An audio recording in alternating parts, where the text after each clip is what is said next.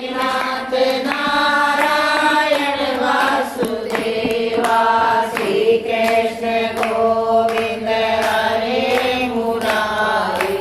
हे नाथ नारायण वासुदेवा हे नाथ नारायण वासुदेवा। बोले श्री कृष्ण भगवान की जय। कार्तिक मातम का आज 25वां अध्याय। सुना प्रसन्न ऋषियों का और बोले सूत जी ज्ञानी। 25वें अध्याय में सुनो श्री हरि की सच्ची कहानी।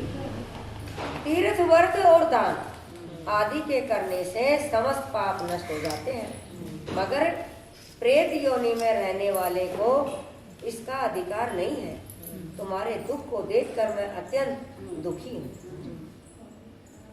और तुम्हारा दुख दूर किए बिना मुझे संतोष नहीं होगा। तुम्हारे पाप बड़े भारी हैं, क्योंकि यह तीनों योनियां बहुत बड़े पाप करने वालों को ही प्राप्त होती हैं, और प्रेत योनि तो थोड़े पुण्य से नष्ट भी नहीं हो सकती। ये धर्मदत्त है, उसको कलह को कह रहा है। लेकिन मैं तुझे इस योनि से अवश्य छुड़ाऊंगा। इसीलिए मैंने जो कार्तिक का व्रत किया है उसका आधा पुण्य तुझे देता हूँ, क्योंकि यज्ञ दान तीर्थ सबके सब निश्चित ही कार्तिक व्रत के पुण्य के समान नहीं है। देव ऋषि नारद जी बोले, हे राजन, इतना कहकर धर्मदत्त ने उसको ओम नमो भगवते वासुदेवाय, ओम नमो भगवते वासुदेवाय, ओम नमो भगवते वासुदेवाय, ओम नमो भगवते वासुदेवाय, ओम नमो भगवते वासुदेवाय। यह द्वादश अक्षर मंत्र सुना है। द्वादश 12 अक्षरों का मंत्र सुना है और तुलसी का जल उसके ऊपर छिड़का। बस फिर क्या था, क्षण भर में वह प्रेत योनि से छूट प्रज्वलित दिशा शिखा के समान दिव्य रूप धारण कर लक्ष्मी के समान सुंदर हो गई। तब वह धर्मदत्त को दंडवत करके प्रसन्नता से गदगद होकर बोली, हे ब्राह्मण, आपके आशीर्वाद से मैं इस घोर नरक से छूट गई। मुझे पाप सागर में डूबती हुई के लिए आप नौका के समान हैं। नारद जी ने कहा, हे राजन, अभी कला इसी प्रकार कह ही रही थी कि वहाँ विष्णुगण एक देदीप्यमान विमान लेकर आए। विमान के द्वार पर अप्सराएं और गण बैठे हुए थे। धर्मदत्त ने उनको देखकर प्रणाम किया। पुण्यशील और सुशील नामक भगवान विष्णु के गणों ने धर्मदत्त को अपने हाथों को ऊपर उठा उसका अभिनंदन करके कहा, हे द्विज श्रेष्ठ, आप धन्य हैं जो सदा भगवान विष्णु के व्रत तथा कथा और सेवा में लगे रहते हैं। आपने जो अपने बाल्यकाल में पवित्र और शुभ कार्तिक व्रत किया था, उसके आधे फल से आपने कलह के पूर्व जन्म के एकत्र पाप नष्ट कर दिए। यही नहीं, आपकी कृपा से उसके सैकड़ों जन्म के पाप नष्ट हो गए। आपके जागरण आदि करने से पुण्य प्रभाव से आकाश मंडल से यह विमान आया है। हे ब्राह्मण, अब हम उसे भांति भांति के भोगों से युक्त वैकुंठ में ले जा रहे हैं। आपके दान पुण्य के प्रभाव से यह भगवान विष्णु के पास ही रहेगी। आप भी इस जन्म के बाद अपनी दोनों स्त्रियों सहित वैकुंठ में विष्णु जी के पास रहोगे और मुक्ति प्राप्त करोगे। हे दया सागर, वह मनुष्य धन्य है और जन्म उन्हीं का फलीभूत है जिन्होंने तुम्हारी तरह विष्णु जी की भक्ति की क्योंकि भगवान विष्णु अपने भक्तों को भला करना चाहते हैं। जिन्होंने प्राचीन काल में भूतानपाद के पुत्र को ध्रुव पर पहुंचाया, जिसके सुमरन मात्र से प्राणियों की मुक्ति हो जाती है। प्राचीन काल में विष्णु जी ने केवल अपने नाम के स्मरण से ही आप द्वारा पकड़े हुए हाथी को हस्ती योनि से, हाथी की योनि से मुक्त करके जय नाम देकर अपना पार्षद बना लिया। तुमने उसी विष्णु की सेवा की है, इसीलिए तुम अपनी दोनों स्त्रियों सहित 1000 वर्ष तक भगवान विष्णु के पास निवास करोगी। जब तुम्हारा पुण्य क्षीण हो जाएगा तब तुम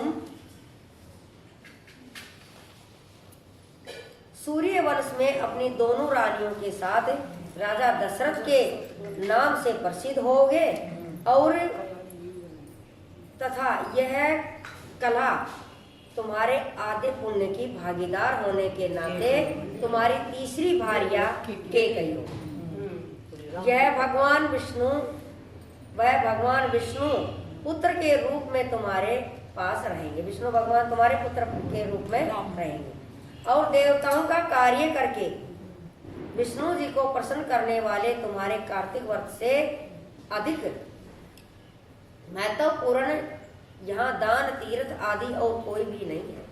हे दया सागर, तुम धन्य हो, क्योंकि तुमने जगत गुरु भगवान विष्णु को प्रसन्न करने के लिए कार्तिक मास का व्रत किया है, जिसके आधे पुण्य के फल की भागीदार कला है।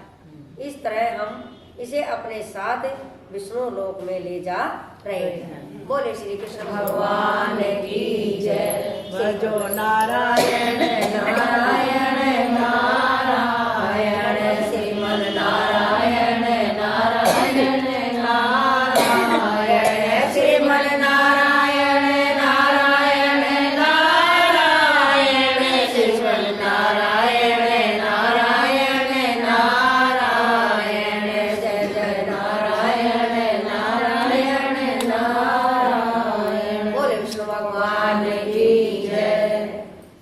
26वां अध्याय कार्तिक मास महात्म का 26वां अध्याय श्री विष्णु की कृपा से आज तुमको रहा मैं बताए। देवगणों के ऐसे वचन सुनकर धर्मदत्त ने कहा, सब मनुष्य भगवान विष्णु की प्रसन्नता के लिए विधिवत यज्ञ, दान, व्रत, तीर्थ तथा तप आदि करते हैं, किंतु ऐसा कोई सरल उपाय बताओ जिसके करने से इन सब का फल प्राप्त हो। तब गणों ने कहा, हे दीद श्रेष्ठ ब्राह्मण, आपका प्रश्न बड़ा श्रेष्ठ है। हम आपको भगवान विष्णु को शीघ्र प्रसन्न करने का उपाय बताते हैं। हम इतिहास सहित प्राचीन वृत्तांत सुनाते हैं, सावधानी से सुनो। प्राचीन काल में कांचीपुरी में चोल नामक चक्रवर्ती राजा राज्य करता था। उसी के नाम से उसके देश का नाम भी चोल देश ही प्रसिद्ध था। राजा चोल के राज्य में कोई भी प्राणी दरिद्री, दुखी, पापी व रोगी न था। यह सब राजा के यज्ञ करने का प्रभाव था। ताम्रपर्णी नदी के दोनों किनारों पर श्रवण के यज्ञ स्तंभ सुशोभित थे। हे द्विजवर, एक दिन राजा भगवान विष्णु के पास गया। भगवान उस समय शेष शैया पर योग निद्रा वश हो गए थे। राजा ने उनकी मणियों, मोतियों और श्रवण के दिव्य फलों द्वारा पूजा की। वह साष्टांग प्रणाम करके भगवान के चरणों के पास ही बैठ गए। थोड़ी देर के बाद राजा ने अपनी नगरी कांचीपुरी के ब्राह्मण विष्णुदत्त को वहां आते देखा। विष्णुदास भगवान की पूजा के लिए सिर्फ तुलसी दल और जल लिए थे। विष्णुदास ने कहा, वहां आकर भगवान को विष्णु सूक्त मंत्रों द्वारा स्नान कराकर मंजरी तथा तुलसी दलों से उनका विधि पूर्वक पूजन किया। विष्णुदास के चढ़ाए हुए तुलसी दलों से राजा के चढ़ावे उन चढ़ाए हुए मणि मोती व श्रवण के फूल सब ढक गए। राजा यह देखकर क्रोध में भर कर बोला, अरे ढोंगी मूर्ख, तूने मेरी चढ़ाई हुई मणि मोतियों के व सोने के फूलों को तुलसी दल से अब आपने सारे फूलों से ढक दिया। तू तो भला भक्ति करना क्या जाने, क्योंकि तूने मेरे किए विचित्र श्रृंगार को बिगाड़ दिया। राजा की बात सुनकर विष्णुदत्त को भी क्रोध आया और वह राजा के गौरव को तुच्छ समझकर कहने लगा, हे राजन, तुम भक्ति करना क्या जानते हो? तुमको आपने धन का घमंड है, तुम्हें तो अपना धन का घमंड है। बताओ कि आज से पहले तुमने भगवान के कितने व्रत किए? देवगण ने कहा, ब्राह्मण के ऐसे वचन सुनकर राजा ने घमंड से हंस कर कहा, हे विप्र, भगवान की भक्ति के अभिमान से यदि तू ऐसी बात कह रहा है तो मैं पूछता हूँ, तेरे जैसे भिक्षमंगे ब्राह्मण में भगवान की भक्ति ही कितनी है? क्योंकि तुमने आज तक भगवान की प्रसन्नता के लिए कुछ भी नहीं किया, न तो कोई मंदिर ही बनवाया। तुम भला इस प्रकार की भक्ति का भक्ति का जैसे कि तुम कर रहे हो, क्या गर्व करते हो? यहाँ कितने भी ब्राह्मण बैठे हैं, मेरी बात को ध्यान पूर्वक सुने और देखे कि भगवान विष्णु के दर्शन मुझे होते हैं या कि इसे। इसके बाद दोनों की भक्ति के संबंध में आप सब लोग जान जाओ। देवगणों ने कहा। ऐसा कहकर राजा अपने महल में चला गया और वहां जाकर उसने अपने पुरोहित मुद्गल को आचार्य बनाकर विष्णु यज्ञ आरंभ किया। उसने उस यज्ञ में अनेक ऋषियों को बुलाया, उनको बहुत सा अनाज और धन आदि दक्षिणा दी। उधर विष्णु दास भी अपने मंदिर में ही रहकर भगवान की प्रसन्नता के लिए व्रत करने लगा। उसने माँ तथा कार्तिक मास के व्रत भी किए, तुलसी के वन का पूजन किया और एकादशी को भगवान विष्णु के 12 अक्षर मंत्र का जाप किया।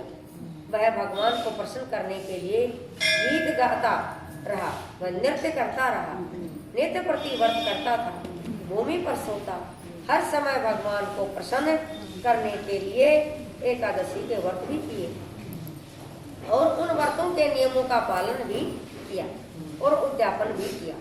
और इस प्रकार राजा चोल और विष्णुदास दोनों विष्णुदास द्वारा आराधना करते हुए बहुत दिन बीत गए। बोले श्री कृष्ण भगवान की जय। श्रीमन नारायण नारायण नारायण श्रीमन नारायण नारायण नारायण श्रीमन नारायण भजन काले